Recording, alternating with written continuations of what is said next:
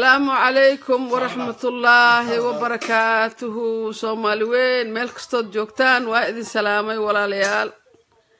عوض وركهور ورصوداف ولا وحان لي يابنا الله مكاغنان أرقنا فيديو نين لي ياب لأسكه الله يان أرقنا الدنيا ذا مال وأي كسعتي وحو كهلا يتونا أنا نقول وننكس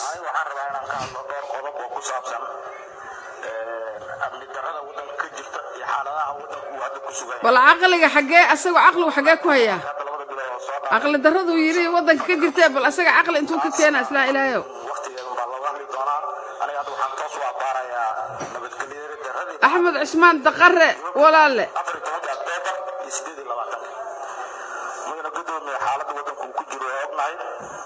وقتي لا صومرين وأغنى ودن كان مرحلة فرضنا كل دونا يصومر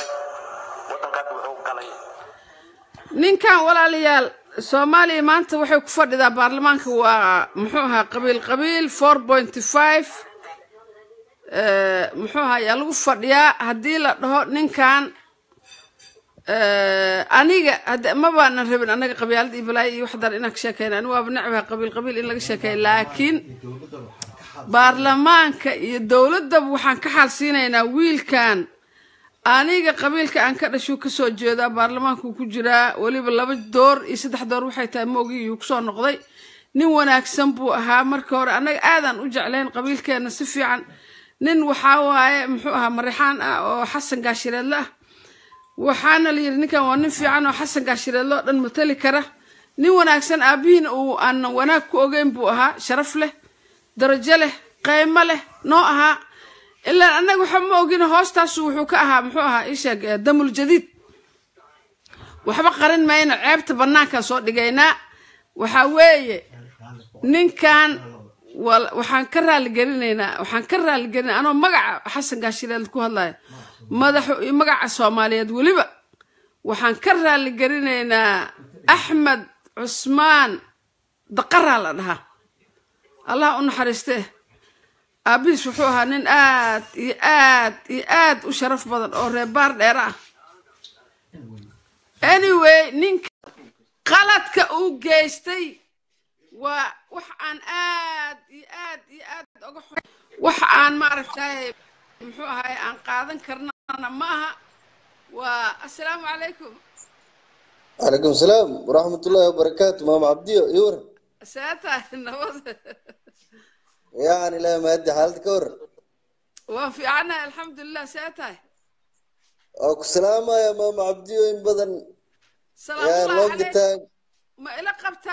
قبتها إن عن محوها هاي كرها قرينا مدحوينين الشرف كله يا رئيس الوزراء إن قيمها بدن إن كرها قرينا هذا الكو أحمد دقرير مايا ما قبو أرنتاس كله ما قبو وهواي أحمد قروانين كل الرأي يسون عبرها يا أسجع ماش كجرو سياسة مثلا أيو مدحون فرماجن هذا بيل نوحا نيا أن ما ركتاي أن رالجيل لو بحنا ما قبو أنا وهواي ده إنا سورة سورة سنة في أنا لايت وهوا أنا ريفكر كاس كله ما قبو وكأي سورة جدا يدري يجوا النوات هاي وهواي فكرهان أو كوكل قد سنان كرنا وهو أحمد غرة وأنا الرجع ماشان أسجع نقول جرو أسجع نقول متلايو أنا جانا دتك فكر كيس كوبال كيس كوتا غير سما كجرا وايو يا تاي دي أنا لودي نبى أنا إذا كنت غير سنة فكر كاس محيا له وحوي واحد وحنا خسنتين أردن أنا وانقرنها يا واجقو جاقدون واي waxa Soomaaliya burburiyay jago ma doonayno hadaan doonana si cadaalad ah ma garanaysa bariga asxaabihi eedo illa dhigi jiray qofka kaale jagadan qabso oo laga carari jiray jago qofka qabto dambi uu ku dheeryahay mooyaan eedo wuxuu ku dheeryahay malaha niman cadaalad ah oo sinaan ah oo qabyaalad lahayn hadaan helnayna maaha inaan u dudno eedo inaan u dudno maaha kuwii lacagta dhiibi jiray oo dadka la luusi jiray oo jagooyinka bixin jiray oo muxuu ahaay saas loo kala daba ordi jiray kuwan waxba ma hayaan li'anna xaqay wax walba ku kuududiyeen wax walba xaqay ku fariisiyeen marka eed macaan aad iyo aadaan uga xumahay in aad tiraahid maaragtay waan ku raacsanahay aniga bedelkaaga kuma raacsani axmed qabiilkanaga in uu magaciisa asoo meeshaas ku fadhiyo inuu na xumeeyo oo uu dhaho weliba halkan waxaa igu qoran amni darrada dalka ayagaa mas-uulka ah labadooda October 14 iyo 28 October labadaba ayagaa wakiilka uu leeyahay jariimad weyn waay eed macaan inuu saas dhaho jariimad aad u weyn waay waan ka raali garaynaynaa runtii madaxda sharafta leh markaan helno dad daacada oo dalkeena u shaqaynayo jaga reer xasan waay darteed inaan u jariimaysana ma aha jagana muuna waa reer xasan meel walbana asaa mas-uulka ah marka eedo waan ka xunahay mana ka aha mas-uul prime ministerka iyo presidentaha dhibaatada dalka ka dhacday kama mas-uul aha dadka lama masabito waxaana waaye madaxweynaha iyo prime ministerkan waa dad maaragtay ulul amri ah habaarkoodana dadku ku dhacaya waxaan ilaahay ka magan galaynaa inayna habaaraan dhib in loola istaago ma aha in la kaalmeeyo waayo shaqada in lagu kaalmeeyo waayo dadka madaxda asaga qudhiisa hadda hadduu daacad yahay haddaan dhibno axmed daqare habaarkiisa wuu nagu dhici karaa maxaa yeelay intaasoo ummadaha soo dooratay oo meesha fariisisay oo mas-uul oo oga yahay baarlamaanka haddaan axmed daqare dhibno habaarkiisa wuu nagu dhici karaa sidaas darteed axmed daqare madaxda ka muxuu ahaa isheeg madaxda waddanka qaranka maanta hogaaminaysa hadduu been ka sheego habaarkooda waa ku dhici karaa midda kale kursigaaneeto 4.5 ee Soomaaliya wax ku qaybsatay iscasil uu leeyahay for example markaan ka soo qaad eed iscasil buu leeyahay kursigan daarooda iska leh markaan aan muxuu ahaa aan runta sheegno qabyaaladna iga maaha daarood iyo hawiya horta Soomaaliya hortaag Allah ka qabtee daarood markuu helo kursi midka ku xiga waxa dhahay hawiya iska leh ummadda kale oo dhan banaanka loo tuuray arintaas weligay waxaan dhihi jiray Soomaaliya daarood iyo hawiya haday ka ilbixi lahayd meel kale oo fiican u tagileed waa runtay markaan taas soo daadago hadda intaan 4.5 kan ku jirno kursigan daarooda iska leh hamoodan inuu muxuu ahaa isheeg leeyahay madaxweynaha kaliya waa kursi daarood inuu difaacu leeyahay bedelkeeda inuu iscasil dhaha ma aha wuxuu kaloo leeyahay inuu muxuu ahaa isheeg qunyar socodka dowladnimada dowladan waa dowlad ay hagaldaacinayaan waad ogtahay Ethiopia waxaa hagaldaacinaya maxay ahayd isheeg kuwii la tartamay shalay oo dowlad jadiid ahaa oo asaga uu ka tirsan yahay ognahay waxaa kaloo hagaldaacinaya muxuu ahaa qolal prime minister weyday oo iyaga saas rabo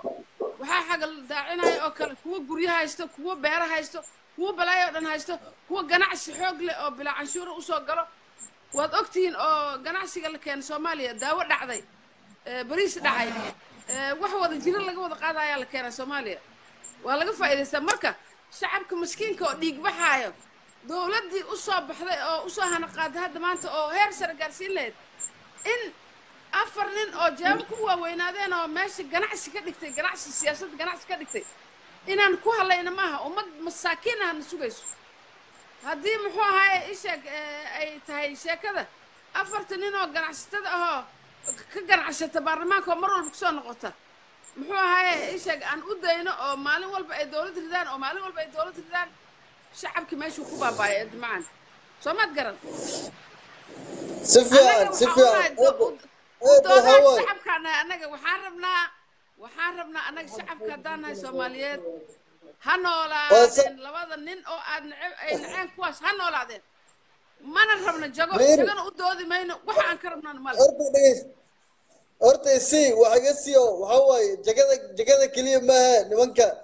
waxa waaye balaqaadkii wixii laga filayay hadda almost waa dareemaysa hal sano bay ku sii socdaan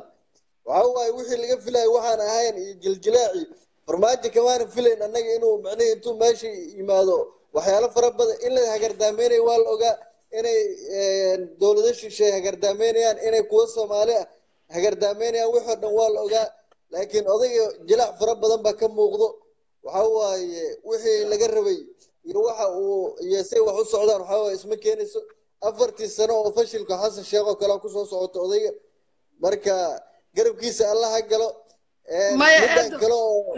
oo reerka midaan kale cidda u gudinaysana oo reerka ka dhigaysana ninkaas Axmed Daqare waa shakhsi waa nagu matala magaca laakiin shakhsiyadiisa iyo wuxuu ka hadlay baalkiisa asna taas u deeyno waxa anaga reer ahaan hadda aan raal gelin uga bixinana oo saaka aan iraan anagoo reer hebel waa ka raal gelinaynaana كل يعني يمو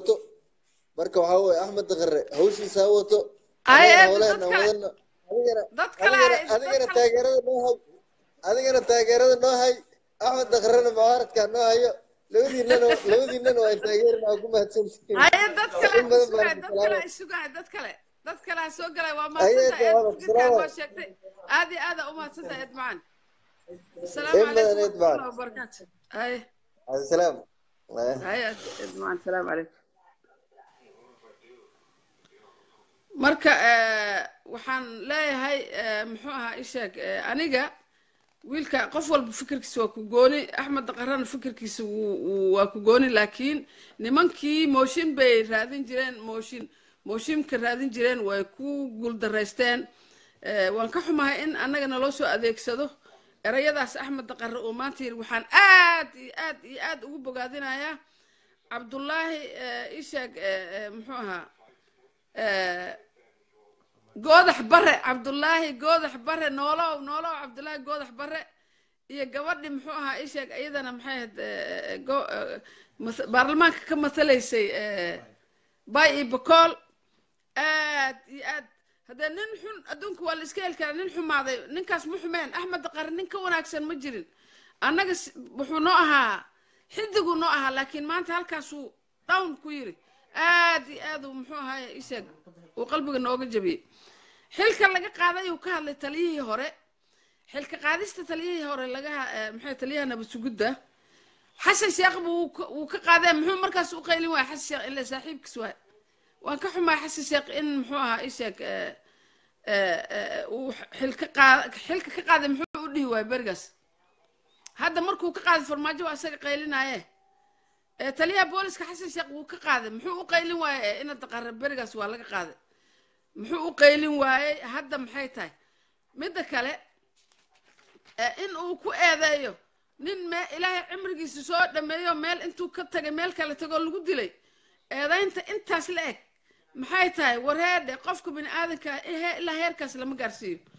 cidna idinka ama aaminayso madaxweynaha iyo prime ministerka ayaa intay qof meel ka reeb meel kale si loogu dilo aad u yiri waa hadal aad daciif u ah taasna madaxweynaha wuxuu diidan yahay federalismku yiri madaxweynaha federalismka ma diidana dad wuxuu ballan qaaday inuu ummadda soo dhex dhigo oo referendum laga sameeyo oo maxay ahayd ummadda u soo dhex dhigo oo la doorto inaan federalism noqonayno iyo in kale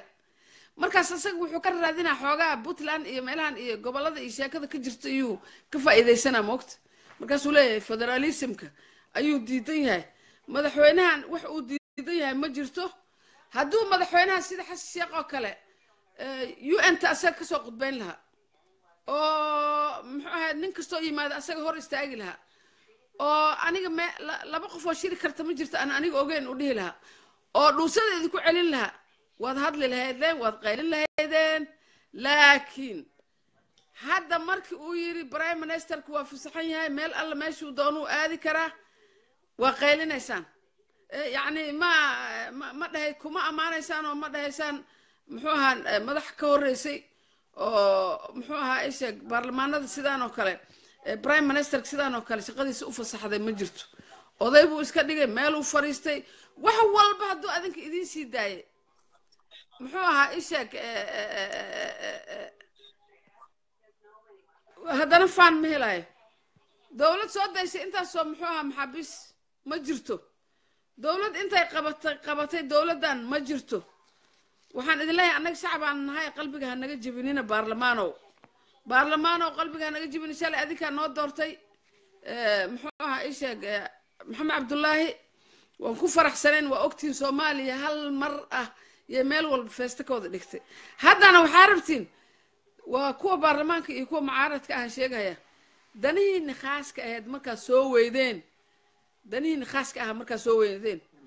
إنا وحبر برسان عرفتين ورم إنا إذا كعقل حنا هاد مودينور سيدا هذا يا نمان كانت محوها إيش قبل هذانا أنا رنت هذا إيش يقولنا أنا الشعب كأوي واحد يدير الفدراليزم مرة من الفدراليزم مرة منه هذه مدحونها وحن كل تلين لها إن محوها إيش doorasho gabigeedaba uuna soo dhex dhigo wallahi iyadoon xataa weli la xoreyn al-shabaab doorasho waa naloo dhigi karaa qolo walba stationkeeda la dhigi karaa qof walba cod ha dhigto federaal ma rabtaa mise ma rabtid magaciisa saddexan intuu dhigo uu warqada stationka dhigi karaa uu dhigi karaa no federaal